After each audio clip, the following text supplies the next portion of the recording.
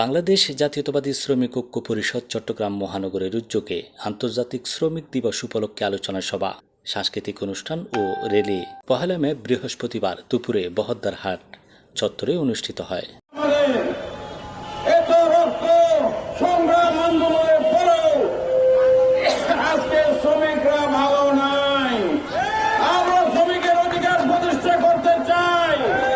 অনুষ্ঠানে জাতীয়তাবাদী শ্রমিক ঐক্য পরিষদ চট্টগ্রাম মহানগরের সভাপতি মোহাম্মদ আব্দুল কাইয়ুমের সভাপতিত্বে সিনিয়র সহসভাপতি ফজলুর রহমান রিয়াদ এর সঞ্চালনায় প্রধান অতিথি হিসেবে উপস্থিত ছিলেন দক্ষিণ জেলা বিএনপির সাবেক আহ্বায়ক আবু সুফিয়ান।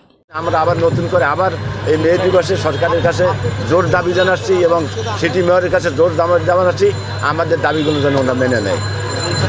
সবার কাছেই আমরা চট্টগ্রাম এবং সারা বাংলাদেশে সবার কাছে আমরা দাবি জানাচ্ছি আমার শ্রমিকরা যাতে ন্যায্য ভাড়া থেকে বঞ্চিত না হয় এবং আমার শ্রমিকদের মূল যেটা দাবি ছিল বিভিন্ন দেশ থেকে আসা মেহনতি জনতা, গরিব মানুষ, ওরা মারা গেলে ওদের কবরস্থানের কোনো জায়গা হয় না।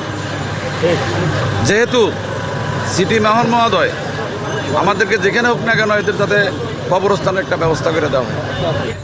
শ্রমিকরা যদি অবহেলিত হয় দেশ পিছিয়ে পড়বে। দেশ পিছিয়ে পড়লে আমরা বহির্বিশ্বের কাছে আমাদের মান সম্মান ক্ষুণ্ণ হবে। সেজন্য শ্রমিকদের অধিকার আদায়ের জন্য সর্বস্তরের জনসাধারণ থেকে শুরু করে আপনাদের মিডিয়া থেকে শুরু করে সকলের সহযোগিতা কামনা করছি। আমাদের এই সমাবেশ থেকে মেহনতি শ্রমিক ভাইদের দাবি দেওয়া আদায়ের জন্য আজকে আমরা এখানে এই সমাবেশে আয়োজন করেছি।